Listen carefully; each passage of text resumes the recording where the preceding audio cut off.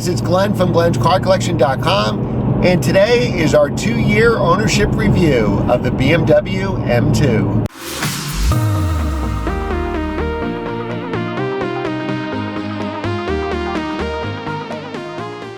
All right, guys, we've had the M2 now for 2 years. I can't believe it's been 2 years already. So in this video, I'll go over everything from performance to reliability, what I like about the car, what I don't like about the car, and at the end, I'll tell you if I would have bought this car again. Remember, if you like what you see, hit that subscribe button. If you're a ready subscriber, hit the notification bell. We post new videos every Monday, Wednesday, and Friday.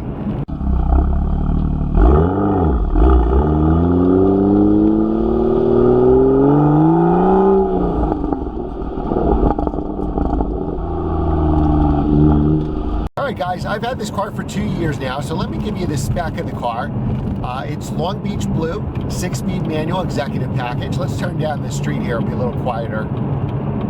There is some road noise. I tried filming this the other day on the highway and it was just too loud, too much background noise. So again, mine's a 2016 car. I got an early car. They were released in April of 2016. I got my car right after that. So I've had the car 2 years already. And my spec is Long Beach Blue with a 6-speed manual and the executive package. So when I was buying the car in early 2016, the only option, which was $1,250 with the executive package, that gives you a lot of niceties like a heated steering wheel, the automatic high beams that shed on and off, and a couple other nice options. And it was only $1,250, so I took it. There was no sunroof available, which I hate sunroofs, in 2016, so that was great. Your only other choice was color, and I believe Long Beach Blue was a $550 option. The other colors were Alpine White, Black, Mineral Gray. But what I liked about this car is that everything came standard with it. So navigation was standard, Harman Kardon was standard, all the stuff that you were gonna pay. And when I first put my deposit down on this car a year early in 2015, nobody knew what this car was going to cost. So Car and Driver had an article, I believe in 2015, about the M2, that they figured the base price would be about $52,000, and with options, or pretty loaded up, it'd be $62,000. So I thought I was probably going to buy a $62,000 car. Typically, I just put performance options, maybe a stereo if it's available, but I care about performance, so sport suspension, sport exhaust, that kind of stuff. That sport exhaust wasn't available when I bought the car. Dual clutch, I like 6-speed manual all the way. I know a lot of people may be better served with the dual clutch. That was roughly a $2,400 option when I bought the car. I think for 2018 it's now a $2,700 or $28 option. I did a survey on my own channel and I've seen BMW figures, and Long Beach Blue is the most popular color, and more people take DCT than manual. There is a high percentage of manual. I forget what it is. I don't want to say it, but more than 50% take the dual clutch, less than 50% take the manual.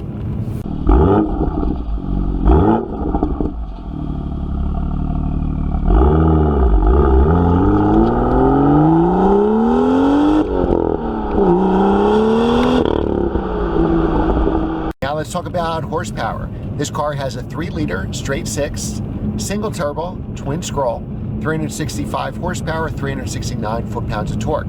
From what I've seen in testing, it's a nice house with a 4-car garage. What I've seen in testing is a 0 to 60 time, 4.4 seconds for the manual, 4.2 seconds for the dual clutch. And that's how it feels to me. I've driven some cars that are faster than this. I know Motor Trend did a test where this got basically the same 0 to 60 test as the M4, so you should get the M2 because it's cheaper and handles better. But I've driven the M4 and I believe it's faster. So maybe 0 to 60, they have similar times, but I can tell you that, say 60 to 100 or 0 to 100, it's gonna be the M4 all the way.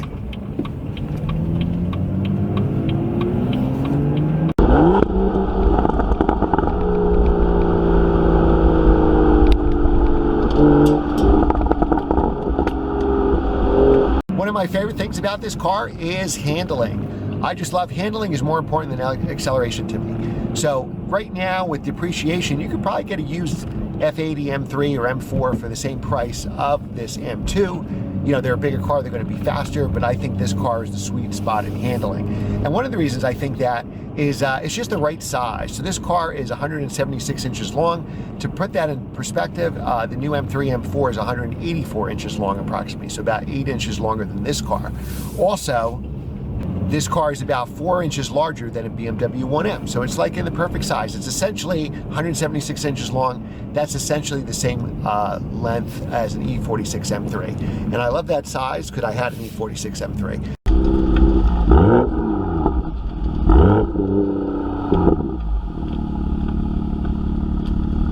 Reliability's been fantastic. I have about 10,322 miles. The first year I had this car, it was my daily driver, so I put probably, you could do the videos. I did a video in the first year. I didn't start to the YouTube channel until I had this car maybe about 5 months.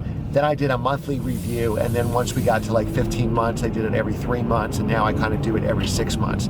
So most of those 10,300 miles were put the first year, maybe 7,000, I'm guessing. Why so little? I have 7 other cars. But reliability's been perfect. The service is about every 10,000 miles, so I believe I've had 3 services. I think there was a service when you first get the car, like after 1,000 miles. And then the services are about 10,000 miles, and they're still free at the dealership. Advantage of a 2016 model is you have free service for 40 or 50,000 miles, the same as the warranty. I believe once 2017 came, and now going forward, the free service is only 3 years, 36,000 miles.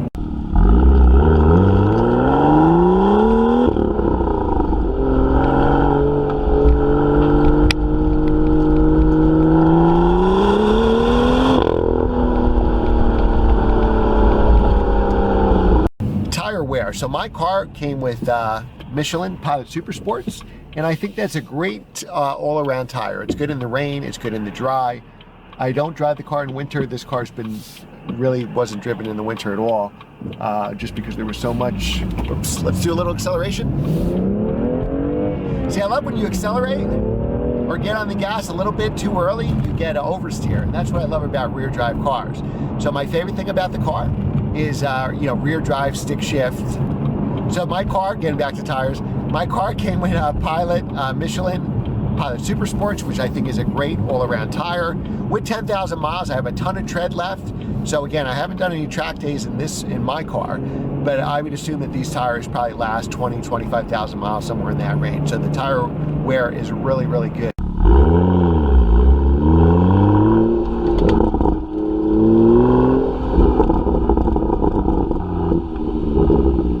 Any warranty repairs? I haven't had any warranty repairs since I've owned the car, so not one single thing has gone wrong. I've had good reliability. Like, I never had any of the usual problems with the E46 M3 or E90 M3s. My cars were fine, so I never really had any issues with any BMWs that I've owned.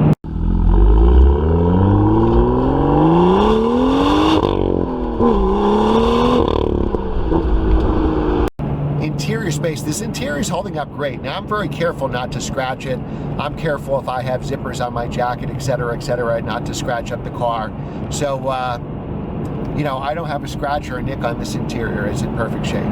Can you fit adults in the back? I'm 6 feet tall, approximately 178 pounds, and I can fit behind myself, so you can have adults in the car. I think it's got a decent back seat. It's still a smaller car. If you need a real back seat, get an F80 M3. I would say the back seat is very similar to E46 M3, if I remember it. So I could sit in the back. I don't know how long I'd want to sit in the back, but it's not like my BMW M2 where the back seat is really for kids only.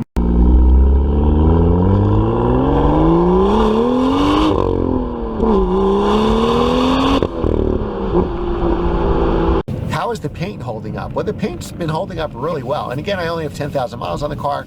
If you follow the videos I've made on this car, when I first bought it, I got a nick like in the hood right away. And I thought, oh man, the paint is fragile on this car. Maybe you need to do some paint protection or something. The only problem with that is I switch cars so much, it doesn't make sense for me to pay $3 grand to do that, and I keep the car only a year or two. That money just goes right into the garbage. But I was gonna say, except for that first incident when I first got the car, the car's paint has been impeccable. It's still in fantastic shape. Now I'm very careful if there's a highway or something that's full of dump trucks kicking up rocks. then I won't take that highway. Like, I'm very careful when I drive it. I never drove this car in New York City or anything, so any of those roads, you get behind some kind of construction truck, it can nick up your paint pretty badly.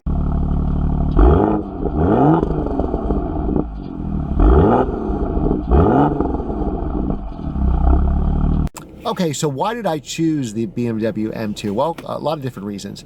My favorite type of car, which I mentioned earlier in the video, is rear drive, stick shift, smallest car as possible. Even though I have a family, 90% of the driving I do is just me. So I like the smallest car possible. I don't like such a big car. I'd always rather, like, rather have a 1 Series than a 7 Series. It's just easier to park, easy to get around people in traffic, just easier to live with on a day-to-day basis. So one thing I like about the car is the size. Perfect size, 176 inches long. Next thing I like about the car is the price. I expected that this car would be $62,000, and I think if BMW priced it that way, I think they would sell just as many cars. So my car had a base price of $52,000. You add the $550 for the Long Beach blue paint, 6-speed manual was free, and then you add the executive package for $1,250. With destination, it was like $54,750 or something like that off the top of my head, or $54,400. It's in my video for M2 versus 1M. I do the window stickers of both cars, and they're practically the same price. So let's just call it $54,000 for argument's sake.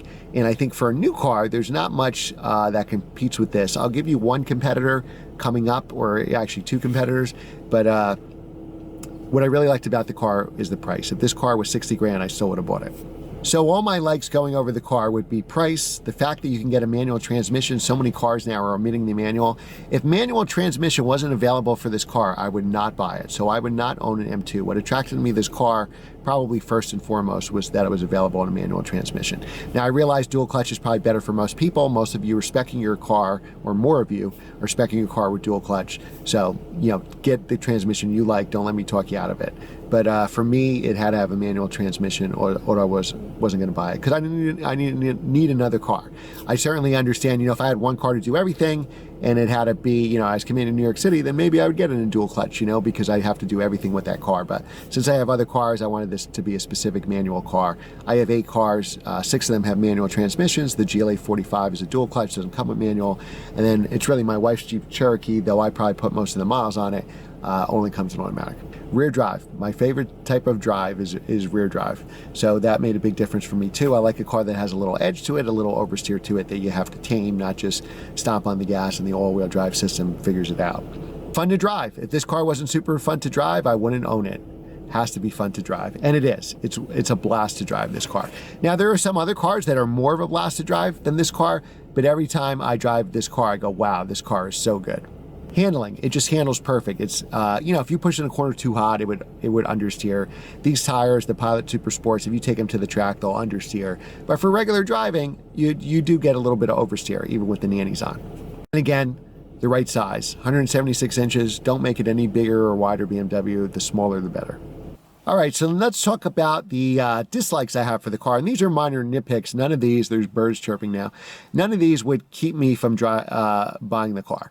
So first of all, you know, the rev matching, it'd be easier instead of having to, you know, take the DSC off to get it off. And it would be much easier if I could just, you know, press a button. Here's a button with rev matching. Here's a button that no rev matching. And it's possible. The C7 Corvette has that. The paddle shifters, if you get a stick shift, which has the rev matching, you click on one of the paddle shifters and you can do rev matching or not. So that would be great. So I love to rev match on my own, but I understand, say, if I was driving this to work or you're driving this to work, you want to have the rev matching. But it should be easier, I guess, to take it off, or more options. Maybe I want it on the track, maybe I want it on the street. Fake sound, I think that's a fact of life. You know, even the you know, the F10 BMW 2013 M5 had the fake sound. So I see why they have it. If you hear in the exhaust clips, outside the car it sounds loud. And when I drive past people or go to hockey or a car meet, everybody says how great the car sounds with the stock exhaust. But I can't hear it. And that was my complaint with the BMW 1M. And that's a 2011 car. And I think that's why they pipe in the fake exhaust sounds. If I was going to be doing a lot of track time, I'd like to see a ceramic brake option. You can get that option on the M3, M4. It's expensive. I think it's like $8,000. But if you're going to track the car a lot, ceramic brakes would make a big difference. I think they're overkill for the street. I don't think I would get ceramic brakes for the street at all, unless it was just like a weekend mountain road type of car. And one dislike of mine is now you can get the car with a sunroof. So I like that the car was pure, and you couldn't get a sunroof like the BMW M2, but I guess, sunroof is probably best for most people. So I know for 2018, there is an option for a sunroof. There's also a sport exhaust too. I think people have spec for 2017, 2018. That wasn't available when I first got the car. And I guess my only other complaint is comfort mode. In comfort mode, the car is just a regular BMW, which is kind of disappointing. You really have to put it in Sport and Sport Plus to make this car come alive. So maybe that's good if you're commuting, but obviously if you want to have fun for the car, you already have to put Sport or Sport Plus mode. Now, I get this question all the time, will the M2 ever become collectible? Well, I think it depends on how many they build. They've probably already, built thousands of these cars, or a couple thousand of these cars, which is probably too much, once you get into the thousands. But you never know. I mean, it depends. If in 10 years from now we're going around in driverless pods, or 20 years from now, maybe people will want a, rear drive stick shift car that you could take out for a fun run on the weekend. So I think it's really going to depend on how many they make. Typically, when cars become collectible, it's the years you want to buy, or the first year or the last year. So let's take the Dodge Viper, for example. That's what the cars that are worth the most money are the first year and the last year cars. So the first year was in its pure state, which this car would be, because you don't have sunroof, you have, limited options and colors. And then, the last year, because obviously they'll tweak it and there could be competition packages and stuff like that. So like if you look at the E90 M3 or something, competition package sedan, or special editions like the Lime Rock edition for the E92 or something. So, if you look at the Vipers, like I said, 92 Vipers were cheap forever because they were not that great. They didn't have air conditioning, 92 Vipers. The production number was pretty low. And the production number for 2016 M2 is going to be pretty low because it was a short year. The car didn't come out for April. And I think in June, they already switched over to 2017s. So there's a lot less 16s made. And then, the 92 Vipers were cheap forever. They were cheap for 20 years or 25 years. And now that the Viper's becoming collectible, the 92s are worth the most because that was the first year. So typically, if you want a collectible car, if you want to keep this car forever, I would buy either the last year or the 2016. That's what I would do. I think you need a manual transmission, though the dual clutch, I've driven the dual clutch. It's actually pretty good. It's very good. To me, the manual just gives another layer of visceral driving experience. You're in control. You're doing the shifts. Where the DCT, I think, is a little more foolproof, and the car is just not as exciting to me in the DCT over the manual. Now, when I got my car in 2016, I think DCT was like $2,400 extra. I think they bump it up a couple $100 every year. Now it might be $2,700 or $2,800 extra. So remember, that's 2016 or 2018 technology. So it typically probably is 20 to 30 years when a car becomes collectible. Nobody's going to want a 30-year-old dual clutch. Nobody's going to want a 30-year-old SMG. Maybe I'm wrong. Maybe they do. But the manual transmission will never change. So this driving experience in 2016 is exactly the same as it is in 2018. It'll be exactly the same in 2028 or 2048. Now, things that I would change on the M2, I wish it was a naturally aspirated motor. I'd love to have a naturally aspirated, maybe larger displacement motor in here. I missed the S54 in my E46 M3. I missed it so much that I bought an S54 M Coupe so I can have that motor. And I really miss the E90, E92 V8. I love bringing that up to 8,000 RPM. So what other cars would I consider? I don't think I could. At the time, I didn't consider any other cars. I don't remember how many cars I had back then. I think I had, 6 or 7 cars, so I didn't need another one just because this M2 checked all the boxes. And I could get the first one at my dealer because they didn't have a list yet. And again, this was in 2015. So I put $1,000 down a year early, and that's how I got the first one. So that's not typical. That's why I got it. If my dealer told me there was an 18-month wait or a year wait, I'd be like, I'd probably just get something else. I'd probably get a used sports car if I needed another car. So I didn't need another car because I could get the first one. And, I didn't even have a YouTube channel yet. I don't think I was even thinking of doing a YouTube channel. I was just doing the podcast with Rob Ferretti, the Super Speeders podcast.